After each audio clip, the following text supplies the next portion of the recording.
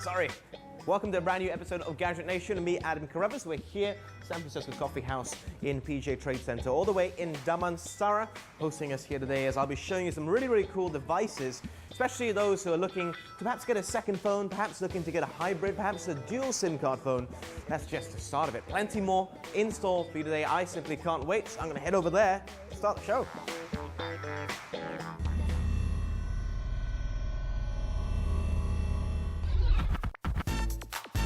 Herald as a premier event for animation, games and comic festival in this part of Asia. The inaugural Animax Southeast Asia was launched with fanfare at KDU University College.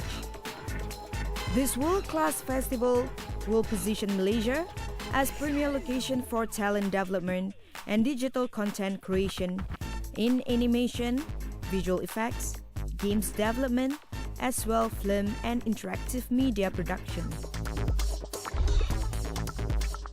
Sony Malaysia has announced its new high-resolution premium headphones and Walkman model that is able to deliver superior sound.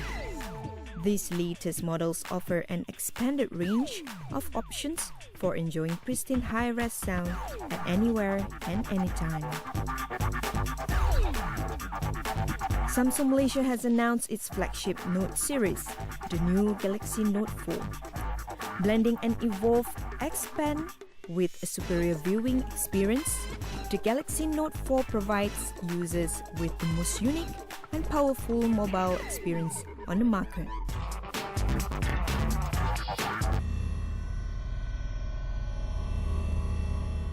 Time to take a look at two new devices I have right here. One is from Asus. We'll get to that secondly, so I'm just going to set it aside. And yeah, this is actually a phone. I know it's absolutely huge. But let's focus firstly on this offering from Sony, which is the Xperia T3.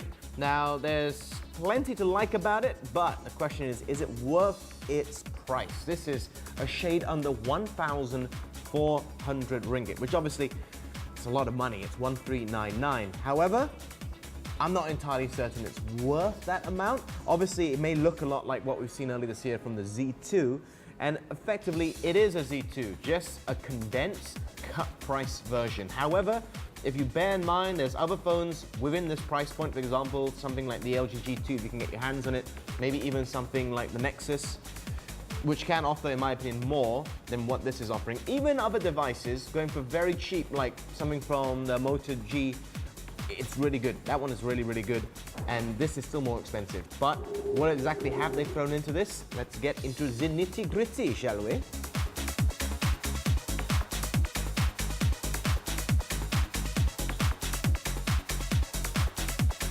Let's just take a look at the exterior firstly. Now, from the front, this is a 5.3-inch screen, and it does look very similar to the Z2, slightly smaller, and it feels nice in your hands. I mean, one thing about it is it doesn't feel that big in your hands, simply because it's very thin. It's about 7 millimeters or so. So Sony is saying it's the thinnest in its class. It does also make it very light, very easy for me to hold it in my hands. Now, on the back though, this is where it really differs. It's this like matte finish. We have the black version. It actually comes in 2 colors. Now, there's one plus point about this over the Z2. If I drop it, it doesn't feel like it's going to fracture into a million little pieces, and then you have to get everything changed. Because one thing about the Z2 is it all feels very glass-like. It just feels on the Z2, if you drop it, bang, it's going to shatter, and then you're going to have to buy a new phone or have it changed, etc. With this, there's a little bit more of a solid feeling. Now, this doesn't mean that you can take off the back though. Everything inside, like the 2500 mAh battery, is all nicely tucked in there, and there's no accessing it. And you may also notice there's a lack of flaps around the side, as you can probably tell right there.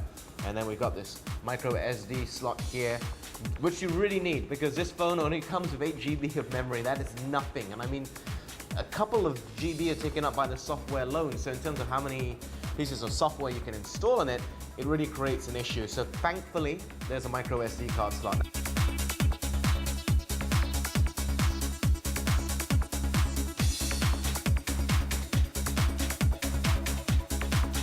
There's no flaps to seal everything in, like, you know, the USB port right there.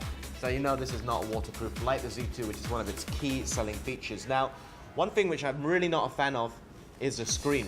Now the reason I talk about this price point is this is not a 1080p screen, and even the PPI, it's only 277, where something like the Z1 Compact, which came out last year, which is a smaller condensed version of the Z1, had a PPI of 342. So it just feels very muted. The screen itself doesn't have the same punch and feel that we've come to know. I mean, when you look at something like the LG G2, which is already out of date because the G3 is out, but still selling very well overseas, it offers more. I mean, a 1080p screen, etc.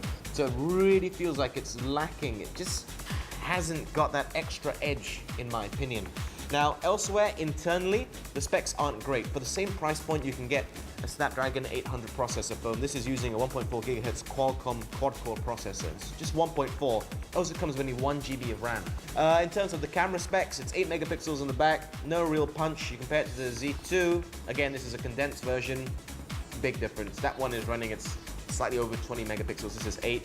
The front is only 1.1 megapixels right there. So you're not going to be really taking good selfies.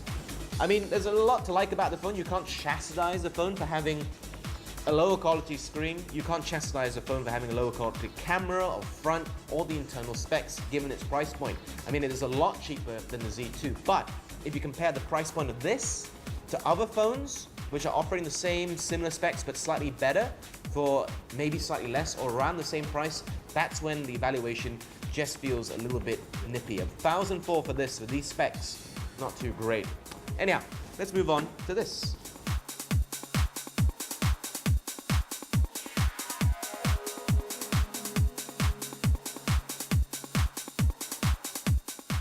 This here is the Asus Padphone 7.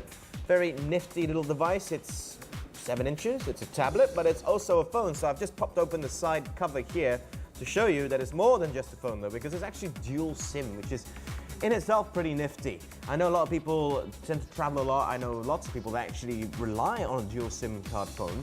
And obviously this could very well suit your purposes in the fact that it also doubles up as your tablet. So we got a micro SD card slot. We have the 2 SIM card slots. So you're good to go if you're based in Singapore or any other regional countries. You want to be running concurrently. This is the tablet for you. Now, it's a nice little unibody design. You can't take the cover off or anything. That's why we have got the slot there for the SD card slots.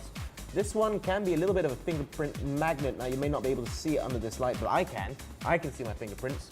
And along with the front as well, there's a lot of markings right there, as you can see. So if you can live with that, then by all means. I know some people are real sticklers for gadgets, which tend to have a little bit of the fingerprints attached right there.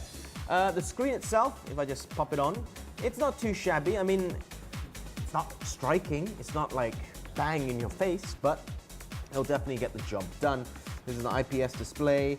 Not too bad. I mean, it's not 1080p, as you can probably even tell from the TV screens, but it certainly does a good enough job. But the colors, everything, just a little bit muted.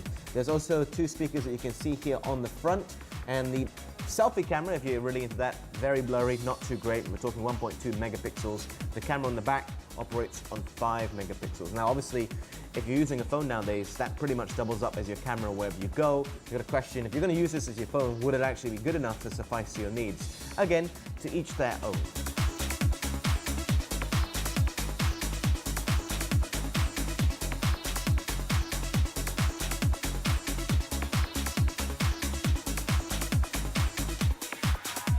Overall, I mean, it's running on Jelly Bean 4.2 Android, and it's all right.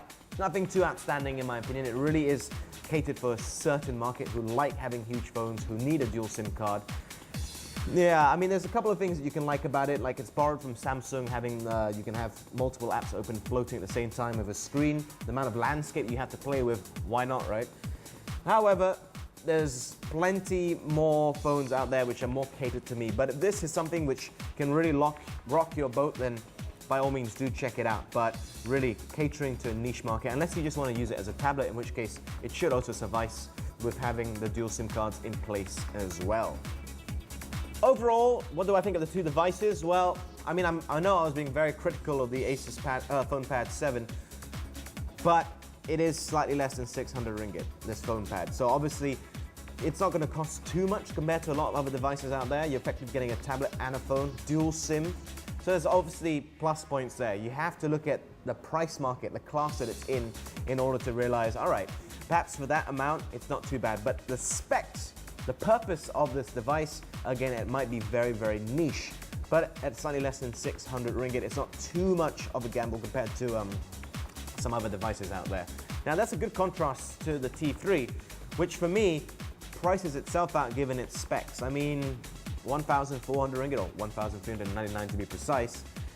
It really would need more for me anyway in terms of how much you have to pay in a premium device. Obviously not nearly as much as the Z2, but there's still not enough about it to love at the price point. I think if it was maybe a shade under 1,000 ringgit, maybe 999, then there'll be a lot to love. Maybe 1,100, just about, but at 1,004, wow, that really is pushing it a bit in my opinion. I mean, the screen is muted. The back, I mean, the only thing I said which I liked was the fact that if you drop it, it's not going to feel like it's going to shatter. The camera's not too great. Everything about it just feels lacking. It's not waterproof. It really is a cut price version of the Z2, but with not enough bells and whistles to justify its price point. Whereas the Asus could possibly justify its price point, the Sony, really, I think I would struggle. But nonetheless, if you're looking for some more budget phones out there, if you're not going to go for the top tier premium models from each brand, these are definitely worth investigating. But when you can get much more premium devices for the same price as a T3, obviously maybe you should try looking elsewhere as well.